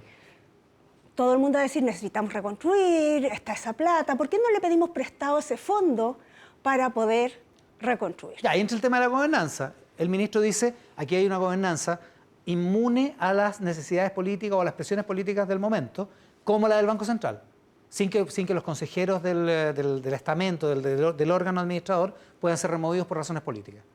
Ya. ¿No es suficiente? No es suficiente. ¿Por qué? Porque tú puedes cambiar la ley. Ya, ok. Y con eso, imagínate, en medio de un terremoto o en O sea, medio de sería una razonable pandemia. que fuera una ley de quórum calificado, por ejemplo. Claro, en medio de una pandemia, Claro. tú dices, oye, no hay fondos. Y está la plata ahí. Y está la plata ahí guardadita. Es un tesoro. Ahora, en rigor eso ha pasado los últimos 30 años, porque antes debíamos más de lo que teníamos. De 30 años hacia acá hemos ido acumulando reservas en distintos fondos, distintas reservas, Y se han que tú conoces utilizado. mejor que yo. Algunas se han utilizado durante distintos periodos, algunas se han utilizado y otras no. Y los fondos de pensiones no los habíamos tocado nunca. No, no se han tocado. Hasta hace 2 años. Así es, no sé, pero hasta hace 2 años. Bueno, Siempre hay una primera vez. Siempre hay una primera vez, sí, es verdad. Ya, pero con una gobernanza robusta, debería haber garantías de que el Estado, no el gobierno, el Estado va a responder por esa plata, digamos. Sí, la pregunta es, ¿y por qué no pasarle ese 70% que sean los mismos privados los que escojan dónde se administra? Esa podría ser una solución. Claro. O sea, hoy día lo que te está diciendo, ¿no es cierto?, lo que te dice este proyecto es el 10% actual, tú sigues eligiendo quién te lo administra y vas a Claro. tener también la opción de que te lo administre el Estado. Ya. ¿Ya? O sea, un banco Estado y bancos privados. Más o Y tú menos. eliges a dónde quieres ir. Bueno, ¿y por qué entonces ese 70% no tiene esa opción? ¿Por qué Ya, razón esa podría podría ser una solución, o sea, aceptando que el otro 30% vaya a la distribución de beneficios inmediatos, lo que permite mejorar las pensiones al tiro. Eso podría ser ¿Eso una te hace decisión. sentido, digamos? Eso podría ser una decisión de decir, mira, vamos a tener que de este 6%, 2%, que es el 30%, ¿no es claro. cierto? 2% se va a este Reparto, a entre este comillas, reparto, ¿ya? y el resto se a va... crear este seguro, que es como lo plantea el Exacto. gobierno, ¿no? Y el resto se va a tu cuenta de capitalización individual. Ya, pero pero eso te asegura propiedad. reservémoslo de la capitalización individual. ¿Te hace sentido la idea de, entre comillas, comprar un seguro social con ese 30%? Que No. sea universal En general para todos. no. En general no. ¿Y por qué no?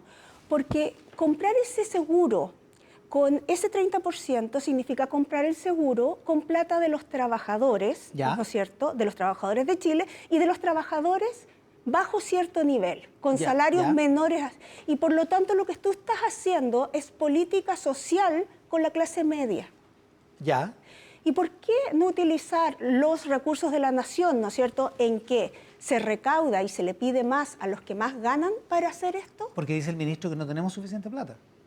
No, pero tú cámbialo y conviértelo en reforma tributaria. Ya, pero dice el ministro, estamos con problemas para aprobar una reforma que recauda el 4% y tendríamos que, para hacer eso, tendríamos que recaudar promover una reforma tributaria que recaude el 6%, o sea, el 50% más. Exacto, pero el Banco O Mundial... sea, digamos que está difícil. Sí, Digamos.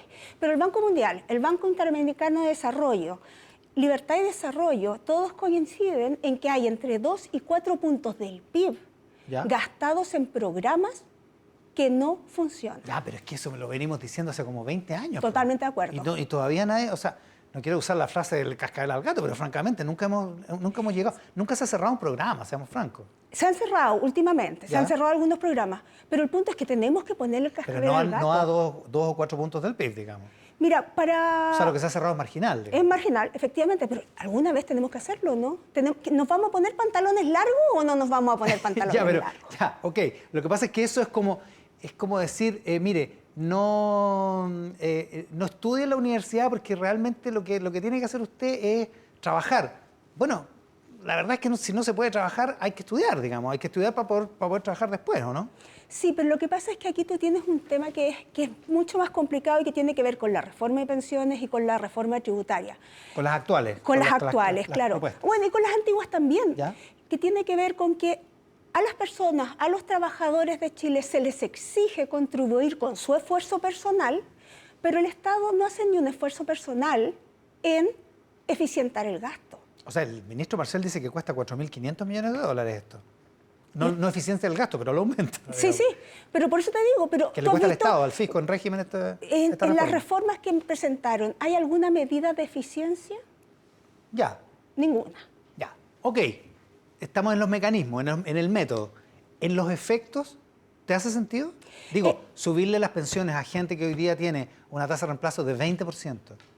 ¿Lo traumático que es? O sea, ganáis 100 y al mes siguiente ganáis 20. Así es. Mejorar eso para la gente que está pensionándose ahora o que recién se pensionó, que está pensionada, hace sentido, ¿no? Hace Porque- sentido, pero, ojo, la PGU cambió todo eso. Ya. La PGU lo que permitió es que las tasas de reemplazo pasaran de niveles menores de una persona que recibía una tasa de reemplazo menor de 50%, con la PGU recibe 74% de tasa Mejoró. de reemplazo. Mejoró mucho. Fue un gran efecto. Un gran efecto. Entonces ya Ahora el tienes ministro ese dice, gran cambio. pero no es suficiente con la PGU para mejorarlo, incluso a tasas de un 100% en algunos determinados casos, porque en Con lo- pensiones cada caso Sí, es una vida. con la digamos. reforma que propone el ministro hay casos en que llega a más de 100%. El punto es, cuando estamos aprendiendo a caminar, estamos gateando, ¿te parece que empecemos a patinar al tiro? No, vamos de a poco. Empecemos, apliquemos lo que tenemos, vamos de a poco. Estamos en una estanflación y no estamos queremos subir al empleador el costo de contratar un trabajador en 6%. Ya, pero en 7 años. Gradualmente hasta 7 años más. Pero el costo es que hoy día, yo que tengo que contratar, sé que en 7 años voy a seguir pagando más. Más los Sí. 40 horas, más el salario mínimo. ¿Qué es lo que van a terminar haciendo todas las empresas y los trabajadores? Disminuyendo la cantidad de trabajadores, tratando de mecanizar más. Ya, ¿no es el ministro cierto? dice, sí, puede pasar eso, pero como va a aumentar el ahorro, el mercado de capitales se va a fortalecer, va a haber más inversión y va a haber un efecto virtuoso porque se van a crear más empleos en comparación. Lo dice el ministro Marcel, no lo digo yo, digamos. Si lo digo yo, vale nada. Sí, lo cierto es que lo que hemos visto ahora, ¿no es cierto?, es que con la incertidumbre de lo que va a pasar, con la incertidumbre de si esa plata existe o no existe, te insisto, si eso lo guardaras en una cuenta individual como está resguardado hoy día, si eso lo guardaras, ¿no es cierto?, con esta protección a tu derecho a elegir, a tu libertad de elegir y a la propiedad privada, sí tendrías esa seguridad de que ese ahorro está. Si guardaras el 70%, porque no tendrías los beneficios, si guardaras el 100%, no tendrías los beneficios inmediatos.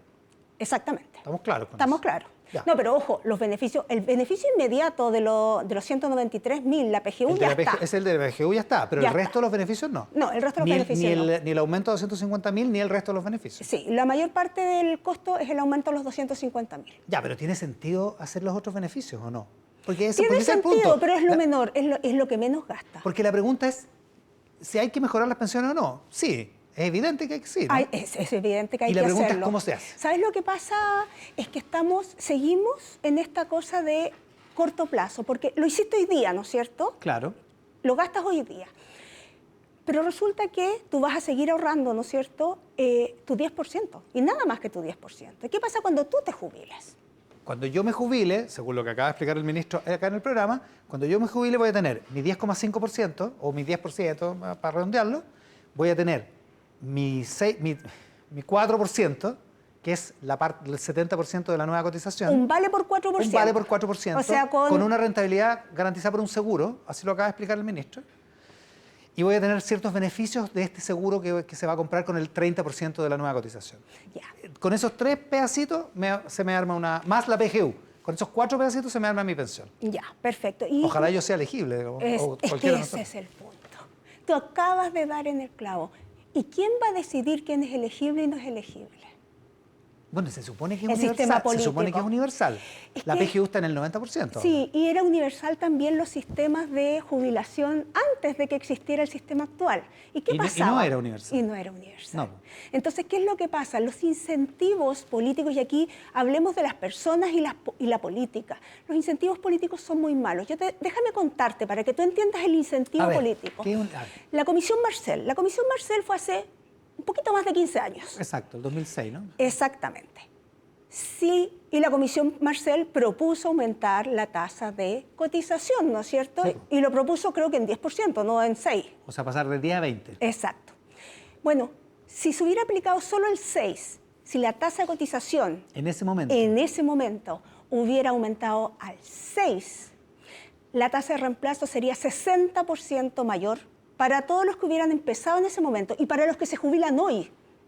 O sea, 15 años después solamente, ¿Y por qué no pasó? 33% mayor. ¿Y por qué no Porque el pasó? sistema político no lo aprueba. Entonces, por eso ¿Cierto? te digo, los Hay un incentivos problema. políticos Hay son un los problema. complicados. Entonces, cuando tú me dices, es el sistema político el que va a definir quién es elegible y no es elegible, el sistema político el que va a definir quién va a ser la comisión esta tipo Banco Central que va a... Esa misma comisión es la comisión que definía los precios del Transantiago. Ahora. Ok. No, claro. Pero Y funciona igual y nadie es el mismo sabe. tipo, el Es mismo el tipo de mismo comisión. tipo de comisión. Ya, pero también es el mismo tipo de comisión que hace que funcione el Banco Central y no tenemos reparos al Banco Central, ¿o sí? Es la ley. En el caso del Banco Central ha funcionado principalmente por el tipo de... Porque además el Banco Central, en el caso del Transantiago, las decisiones que toma esta comisión no son ley. En el caso del Banco Central sí. Ya, perfecto. Esa es la gran diferencia. Ya, o sea, lo que hay que hacer de nuevo es mejorar la gobernanza. El otro problema es, que es lo que provoca controversia, es la separación de la industria. ¿Qué es lo que hace que terminen las AFP en la práctica? Que es que separar la gestión de rentabilidad, la inversión de la plata, Las inversiones de la gestión de cuentas. de la gestión de las cuentas. Exacto. ¿Qué te parece eso? Mal. ¿Por qué? ¿Pero te parece todo mal? ¿Por qué me parece mal? Me parece mal porque, o sea, no me parece mal separarlas. Puede ser una buena idea separarlas. Puede ser que tú elijas una AFP, que tengas todo junto y que tú puedes elegir entre un gestor que tengas separado y un gestor de cuentas. De hecho, fue una Pero recomendación discutida en la Comisión Marcel hace 16 años. así es. Lo que me parece propuso Andrés mal Velasco en su es momento. que sea el Estado quien haga la administración de ¿Por qué? porque lo va a hacer el Estado que sabemos que no es eficiente en la gestión de las cuentas. ¿Pero no es un prejuicio ese? No. Fíjate tú que... ¿Y el seguro de cesantía no es un buen ejemplo de gestión? Es un ejemplo de gestión, pero ojo, el seguro de cesantía lo dirigen en términos de inversión el sistema FP. Sí, porque crearon un ente para administrarlo. Exacto. Ya, pero es una posibilidad, digamos. Es una posibilidad, O sea, pero nadie dice que no puede ser así. Sí, pero la cantidad, la gestión que tiene hoy día el seguro de cesantía no tendría nada que ver con la gestión que tiene que hacer un administrador de cuentas. ¿Por la complejidad? Por la complejidad. No, eso es su pega. ¿No? Es mucha pega. De hecho, el mismo ICP, en forma informal, pero de primera fuente, ha dicho que no es capaz de hacerlo. Así como están las cosas, no. Po. No, pero... No, hoy no, pues. Si no, y, no está y en 2 para años eso. se supone que tiene que hacerlo. Sí, parece poco, eso sí es verdad, parece poco tiempo. Sí. De Y transición, además, de 24 meses. ¿Por qué si el gobierno permite y te hace una propuesta en que tú puedes elegir quién te administre tus inversiones, no te permite que elijas quién gestione tus cuentas? Porque no tiene sentido, ya que ya vimos que la pensión se forma con 4 pedacitos, ¿no es cierto? Que uno tenga una ventanilla única, ¿no tiene sentido eso? Sí, pero ¿por qué tiene que ser el gobierno? Ah, ya, o sea, ya, pero podría haber una ventanilla única. O sea, pero tiene sentido que sea una ventanilla única. Entre otras cosas porque hay beneficios Economías de escala. digamos. Lo que pasa es que las economías de escala en el mundo, ya que hay no existe evidencia certera que diga que hay economías de escala En esta administración. en esta administración. Pero si vaya a pasar a administrar 11 millones de cuentas, debería haber, ¿no? No existe. Digo- La evidencia no... Hay países que lo tienen, hay países que no lo tienen y está dividida la... Y si tú dices, y además este administrador de cuentas es un ente que... Mira, solo déjame contarte, con el mismo nivel de problemática, ¿no es cierto? ISAPRES y FONASA. Tú sabes que FONASA gasta por persona atendida más plata que las ISAPRES. ¿Y cuántas prestaciones entrega FONASA respecto a las ISAPRES? En calidad y en cantidad. ¿Cuántas? Mucho menos. Menos y más caro. Y más caro. ¿Y tú crees que eso podría pasar Absolutamente. con esta? Ahora, sí es cierto que las AFP han sido eficientes en esa administración, digamos. O sea, digo, Tú a la AFP le puedes tienen sitio exigir. web, tienen sus cosas. Va el gobierno y le dice, usted me entrega esto en 15 días y me gestiona las pensiones de los papás que no han pagado su pensión, y me gestiona la PGU, y me gestiona esto, y se le exige todo. ¿Cómo fue con los retiros de fondos? Exactamente. Tú al gobierno le vas a exigir, y si te llama al que tú elegiste como el presidente del ISP, te dice, o el director del ISP te dice, ¿sabes? Es que no alcanzo. En cambio te llama el gerente de una AFP, no te puede decir eso. No, pues el gerente de AFP le dice, o usted alcanza o alcanza. ¿Alguna cosa buena? Sí, yo creo que hay temas que tienen, todos los temas tienen sus pros y sus contras, pero por ejemplo el hecho de pensar en que haya un seguro que permita que las mujeres tengan un monto de compensación un poco más alto porque viven más, ¿no es cierto?, porque tienen un periodo en que se dedican a cuidar a los niños, están esos 24 meses. Eso me parece perfecto. Hay otras cosas como el que te permitan, ¿no es cierto?, asegurar cuando estás fuera del mercado laboral, que te permitan, ¿no es cierto?, seguir pagando tu cotización cuando estás sin trabajo. Todo eso me parece una muy buena idea, pero hay que tener mucho cuidado porque los incentivos, cuando tú pones este 6%, hacen que aumente la informalidad, y eso es algo que ha sido bastante transversal. Todo el mundo, de todos los lados, han dicho que el aumento del incentivo a la informalidad es muy alto. ¿No es suficiente pensar que si a medida que tú cotizas más años recibes mejora tu jubilación? ¿No es un incentivo suficiente como para evitar la informalidad? No lo es, porque si tú no sabes, nuevamente, porque tienes un vale por y no está, ya cuando estaba en tu cuenta no era incentivo suficiente. O sea, la cantidad de gente, los independientes no cotizan. A los independientes tuvieron que obligarlos. Sí, es verdad. Entonces, lo cual te demuestra que lo que se llama la preferencia intertemporal por consumo, consumir hoy siempre es mejor que consumir mañana. Es verdad. ¿No es cierto? Es un problema. Pregúntenle a los que quieren dejar de tomar, mejor dejo de tomar mañana y no dejo de tomar hoy día. Y bueno, y los que sacaron la plata de los retiros también. Exactamente. Michelle Lavé es economista jefe de Dominus Capital esta mañana en Mesa Central. Michelle, muchísimas gracias por la gentileza. Gracias a ti. La pausa y estamos de vuelta con más aquí en Mesa Central. Vamos de vuelta a Cerro Castillo. Cónclave de los oficialismos. Valentina Godoy está ahí con dos importantes entrevistados. Valentina. Sí, esto parte a las 2 de la tarde, pero amablemente llegaron un poco antes el presidente de la Cámara de Diputados, expresidente de la Cámara de Diputados, Raúl Soto, diputado del PPD, y el presidente de Revolución Democrática, Juan Ignacio Latorre, para conversar de las expectativas del cónclave. Vamos a partir con el senador Latorre. Respecto a el objetivo central de este encuentro, ¿qué posibilidades ve usted de que de aquí pueda salir una agenda de prioridades sobre las reformas y cuáles son las reformas que tienen que quedar para un segundo tiempo quizás del gobierno? Sí, por un lado, bueno, saludar primero, buenas tardes. Yo creo que hay dos objetivos centrales. Uno, fijar efectivamente una hoja de ruta programática de corto plazo, pensando en el próximo discurso presidencial, la próxima cuenta pública, y varios meses por delante, y donde ya se están tramitando algunas reformas estructurales que están comprometidas en el programa. Reforma tributaria, royalty, 40 horas, reforma de pensiones, más el presupuesto, que es el primer presupuesto del gobierno del presidente Boric, que se hace cargo de seguridades económicas, seguridad pública, seguridad social. Por otro lado, quedan pendientes en términos de fijar el tiempo de llegada de esa reforma o de presentación que tiene que ver con salud, con el CAE, por ejemplo, ¿no? Y aparte, la mesa que va a dirigir la ministra del Interior, la mesa de seguridad pública. Ese es un objetivo más programático. Y el otro objetivo es más de coordinación y articulación política de la alianza de gobierno. Y ahí creo que todos los partidos que sostenemos este gobierno tenemos que hacer un mea culpa de que en estos 8 meses no hemos tenido una estructura de funcionamiento como alianza de gobierno, ¿no? Más allá de dos coaliciones y más allá de las convocatorias del gobierno o de la moneda a los días lunes en el comité político.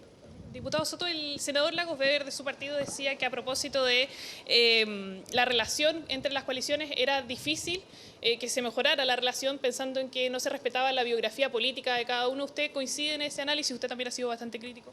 Sí, bueno, primero saludar al estudio, a toda la gente que nos ve, a Iván, y compartir un poco las palabras del senador Latorre. Yo creo que hoy día la consigna es la unidad, es la diversidad.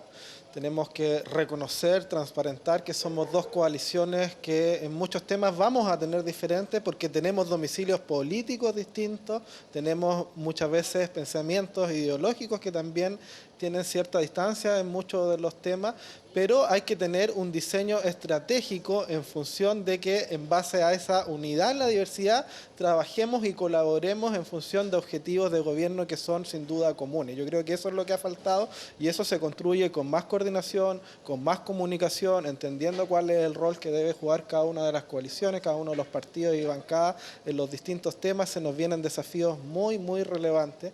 Yo creo que es importante que estas dos coaliciones, el socialismo democrático por un lado y también a Pro Dignidad, terminen de cuajar en sus distintas identidades como proyectos políticos, ¿verdad?, propios que presenten, ¿verdad?, personalidad, ideas comunes al país, pero que trabajan en función de los objetivos del programa de gobierno. Yo creo que ese es el principal objetivo, trazar una hoja de ruta respecto de cómo vamos a enfrentar en conjunto, primero, la crisis de seguridad pública. Yo creo que la ministra Toá requiere un apoyo robusto para estar suficientemente empoderada y enfrentar esta crisis de seguridad con decisión, que es la preocupación número uno de la ciudadanía. Se nos vienen también complicaciones económicas, una recesión que vamos a tener que enfrentar también con mucha decisión. Se requiere inversión, se requiere crecimiento, se requieren también medidas de apoyo social para la población.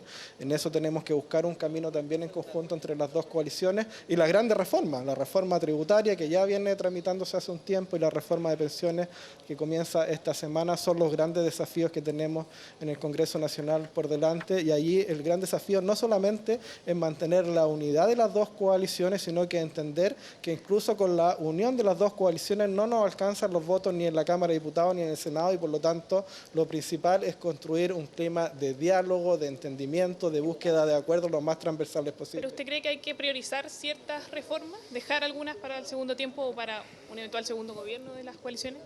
Bueno, ya hay un camino trazado. La ley de presupuestos va a enfrentar el problema de la crisis de seguridad y la reactivación económica. La reforma tributaria y la reforma de pensiones van a enfrentar los dos grandes desafíos estructurales que hay en nuestro país, ¿verdad?, para solucionar los problemas de los jubilados y de los futuros pensionados, y también para tener una justicia tributaria mayor donde el fisco pueda recaudar justamente mayores recursos para financiar, ¿verdad?, esas demandas sociales que tiene la ciudadanía.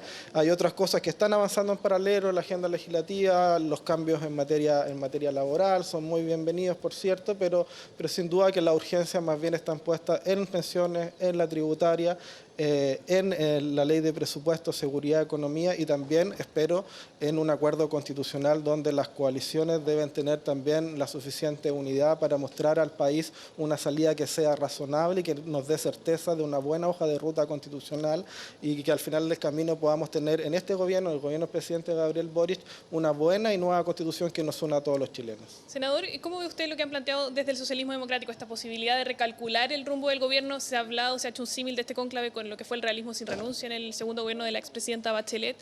¿Qué análisis hace usted sobre esas reflexiones?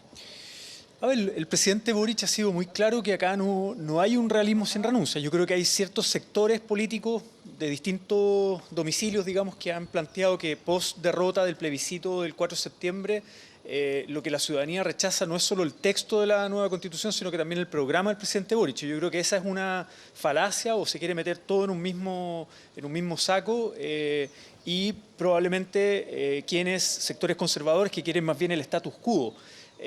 Lo cual no quiere decir que nosotros digamos el programa de gobierno está escrito en piedra y no haya que revisar, evaluar, priorizar. O sea, en ningún sentido hemos dicho eso nosotros. Estamos totalmente disponibles para ver y responder a las realidades de la contingencia. Por ejemplo, la situación económica, la situación de seguridad pública. Hay elementos que no estaban en el programa y que se tienen que incorporar, etcétera. Pero hay una hoja de ruta programática y en eso el presidente ha sido muy claro que no hay renuncia. Y no hay renuncia también a un horizonte de superación del modelo neoliberal que muchos hacen una caricatura de, bueno, ¿qué es lo que proponen? Nosotros proponemos algo muy claro, que es empezar a construir las bases de un estado de bienestar social que sea compatible con una economía de mercado. Y en eso creo que todo el oficialismo, ahí me parece que no hay diferencia en la idea de que Chile tenga un estado de bienestar social con derechos sociales universales, garantizados, etcétera, que tenga una nueva constitución también y que haya una economía de mercado que funcione, que crezca económicamente, pero que al mismo tiempo redistribuya la riqueza y sea sostenible ecológicamente. Pongo una anécdota, un dato, ¿no? Viene esta semana a visitar Chile un grupo de multimillonarios que en sus propios países de capitalismo avanzado plantean que es necesario aumentar los impuestos a los grandes patrimonios para ayudar a financiar derechos sociales. Eso no lo escuchamos mucho de los grandes empresarios acá en Chile y espero que haya consistencia en la oposición cuando dicen, oye, queremos subir las pensiones, la pensión garantizada universal a 250.000 pesos. Bueno, ese gasto permanente tiene que estar respaldado con ingresos permanentes vía reforma tributaria. Y lo último, para ambos, se nos está acabando el tiempo, pero es en el debate sobre este cónclave, en la preparación se habló de que se podría postergar a propósito de lo que va a pasar mañana en la Cámara de Diputados. ¿Hay todavía, cree usted, diputado Soto, posibilidades de que el oficialismo se quede con la presidencia de la Cámara? ¿Qué apertura tiene usted a la opción de pactar con la derecha una administración de la Cámara de Diputados?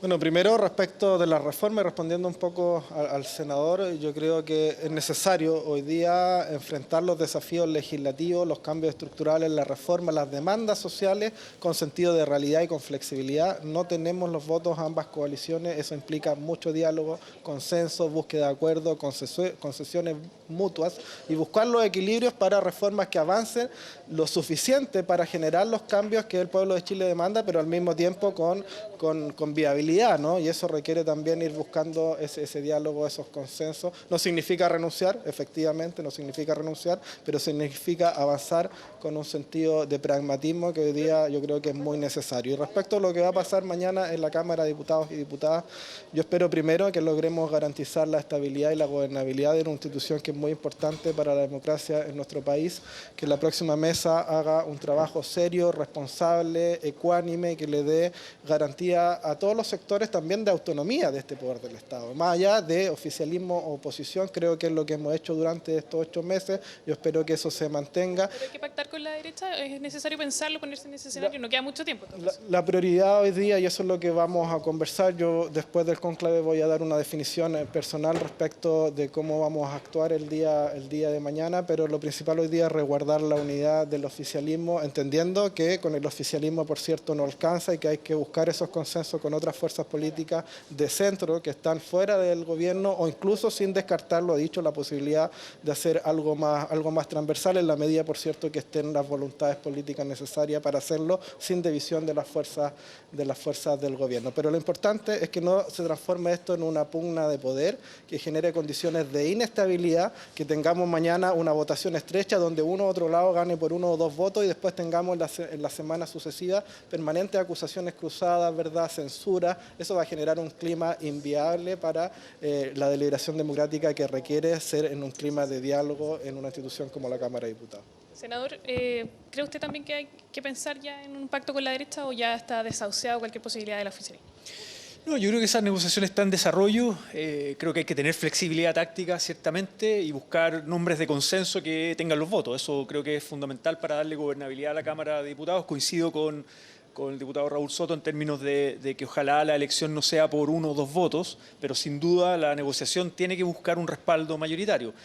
A mí me molesta que había un acuerdo de palabra administrativo y ciertos sectores desconocen, y además creo con una lógica bien anticomunista, ¿no?, de dejar de vetar a Carol Cariola y vetar al PC por distintos pretextos, ¿no? Me refiero a sectores de la democracia cristiana, sectores del PDG también, y porque ahí había un acuerdo que tenía los votos, ¿no? Pero bueno, ahora hay que reconstruir ese diseño, hay que ver si es sostenible con otros nombres ese mismo acuerdo inicial, digamos, con las fuerzas con las que se estaba conversando, o bien hay que buscar alternativas. Pero lo importante es darle gobernabilidad a la Cámara y también un sentido de equilibrio. Recordemos que en el Senado el próximo año, en marzo, asume el senador Coloma, por un acuerdo que nosotros hicimos y como Apruebo Dignidad firmamos también, y vamos a votar por él.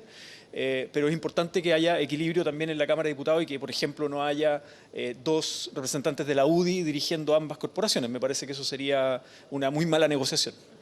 Agradecemos entonces al senador Latorre, presidente de Revolución Democrática, también al diputado del PPD, Raúl Soto. Aquí en la previa, Iván, ya decíamos de este conclave que va a partir en 1 hora más y que va a encabezar el presidente Gabriel Boric. Delineando todo lo que va a pasar ahí adentro de Cerro Castillo. Muchas gracias, Valentina. Gracias al diputado y al senador. Buenas tardes. Faltan segundos para la 1 de la tarde. Volvemos al estudio para terminar esta edición de Mesa Central. Acá en el 13, Chantal Aguilar conduce Tele 13 tarde después de nuestra edición de Mesa Central. Que tengan un gran resto de domingo. Muchísimas gracias por estar ahí.